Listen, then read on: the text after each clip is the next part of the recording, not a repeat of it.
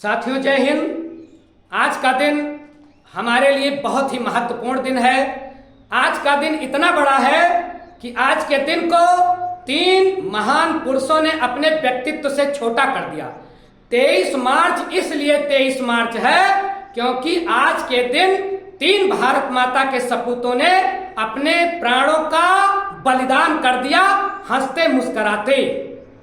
याद करें हम कवि प्रदीप की लाइनें, कुछ याद उन्हें भी कर लो जो लौट के घर ना आए। ऐ मेरे वतन के लोगों तुम खूब लगा लो नारा, यह शुभ दिन है हम सबका, लहरा लो तिरंगा प्यारा। पर मत भूलो सीमा पर वीरों ने प्राण गंवाए, कुछ याद उन्हें भी कर लो जो लौट के घर ना आए।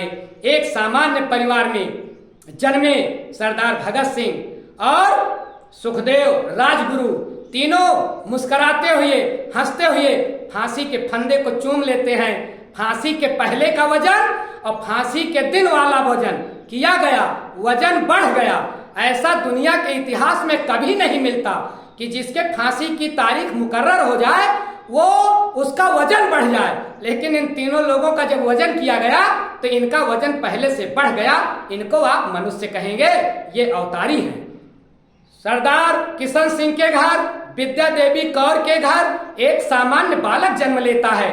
सामान्य बालकों की तरह गांव में पढ़ता है और एक दिन अपने घर के एक कमरे में कुछ बंदूकें टंगी हुई देखता है तो अपने चाचा से प्रश्न करता है, चाचा ये बंदूकें क्या होंगी? चाचा कहते हैं, बेटा ये बंदूकें अंग्रेजों को अपने देश से मारकर भगाने के काम आएंगी। कुछ दिन के बाद वही चाचा और भतीजे खेत जाते हैं। चाचा आम का पेड़ लगाते हैं। वही भतीजा पूछता है, चाचा ये पेड़ क्यों लगा रहे हो? चाचा ने जवाब दिया, इन पेड़ से कई आम होंगे। बच्चे ने जो है कौतूहल बस चाचा से पूछा कि चाचा हम बंदूकें लगा दें, एक बंदूक से कई बंदूक होंगी तो हम अंग्रेजों को जल्दी मार करके भगाएंगे। दोस्तों, वही बच्चा जो बचपन में ये प्रश्न अपने चाचा से करता है कि चाचा क्यों ना हम आम के पेड़ की जगह बंदूकें लगाएं, ढेर सारी बंदूकें होंगी तो हम बड़े आराम से अंग्रेजों को इस देश से निकालकर बाहर करेंगे, भगा देंगे। वही बच्चा बड़ा होकर के सरदार भगत सिंह बनता है और जैसा नाम वैसा काम। सरदार भगत सिंह, भगत मतलब भक्त। किसी का नाम भगत होता होगा, भगत सिंह होता होगा, लेकिन ये बालक तो वास्तव में देशभक्त हुआ, देश का भगत हुआ। महज 23 साल की उम्र में फांसी के फंदे को चूम लेता है। सितंबर 1907 में जन्म और 23 मार्च 1931 में फांसी। कितना छोटा आयु काल, लेकिन अमर। हम लोग क्या कहते हैं, सरदार भगत सिंह अमर रहे। क्यों? क्योंकि इनको हम मरने नहीं दे सकते। काम ऐसा किया है ना, व्यक्ति की उम्र उसके आयु काल से नहीं नापी जाती है, व्यक्ति की उम्र उसके किए गए कर्मों से नापी जाती है। सरदार भगत सिंह ने ऐसा कर्म कर दिया है कि वो आने वाली पीढ़ियों तक अमर रहेंगे, अनादि काल तक अमर रहेंगे। हमारे सरदार भगत सिंह महज 23 साल की उम्र में, इनको आप मनुष्य कहोगे? नहीं, ये अवतारी पुरुष हैं और कोई आतंक फैलाना इनका लक्ष्य नहीं था। असेंबली में बम फेंकते हैं, गलियारे में बम फेंकते हैं, जहां किसी के मरने का कोई खतरा नहीं था। केवल इन्होंने बताया कि जो सरकार बहरी है उसको जगाने के लिए बम फेंका गया। चाहते तो ऐसी जगह बम फेंकते कि कई लोग मर जाते। हमारे सरदार भगत सिंह इस तरह आतंक नहीं फैलाना चाहते थे। अपनी बात को इस बहरी अंग्रेज सरकार को बड़े ही शालीनतापूर्ण ढंग से सुनाना चाहते थे। अपने लिए इन्होंने कोई दया याचिका नहीं की। इनके पिताजी ने एक विशेष न्यायालय में दया की याचिका दायर की। सरदार भगत सिंह ने अपने पिताजी को चिट्ठी लिखी, पिताजी अगर आपके अलावा किसी और ने ये अर्जी दी होती तो मैं उसे गद्दार की संज्ञा देता। ऐसा शेर, असली हीरो, देश का असली हीरो कि जो अपने फांसी की तारीख सुनकर भी मुस्कुराता है, मरने के लिए तैयार रहता है और दोस्तों से कहता है ये भगत सिंह को मार सकते हैं, ये भगत सिंह को फांसी पर चढ़ा सकते हैं, लेकिन ये भगत सिंह को नहीं मार सकते। मतलब भगत सिंह के काया को मार सकते हैं, शरीर को मार सकते हैं, भगत सिंह के विचारों को नहीं मार सकते। और असेंबली में बम फेंकने के बाद जोर से नारा लगाया, इंकलाब जिंदाबाद। ऐसे ऐसे वीर महापुरुष, क्या क्या कहा जाए सरदार भगत सिंह के बारे में। ये महान चिंतक, महान लेखक, मैं नास्तिक क्यों हूं, इनकी ऐसी किताब है, इनका चिंतन पढ़ करके हम लोग हतप्रभ हो जाएं, ऐसा लिखते हैं सरदार भगत सिंह।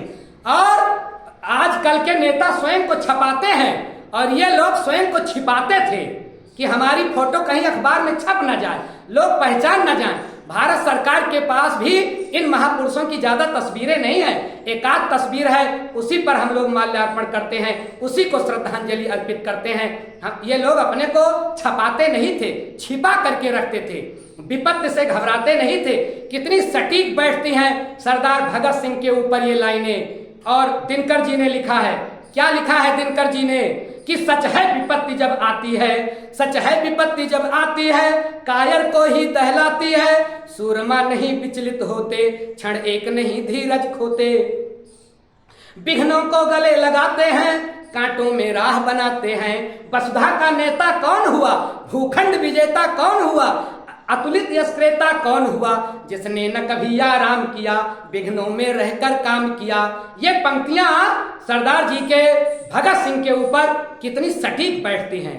और ये जो है, पता है आपको, जब ये इनकी फांसी बिल्कुल होने ही वाली थी, तो इनके एक व्यक्ति ने जेल में कहा कि भगत सिंह अब तो वाहे गुरु का नाम ले लो, इनके कान में जाकर के कहा कि अब तो ऊपर वाले का नाम ले लो।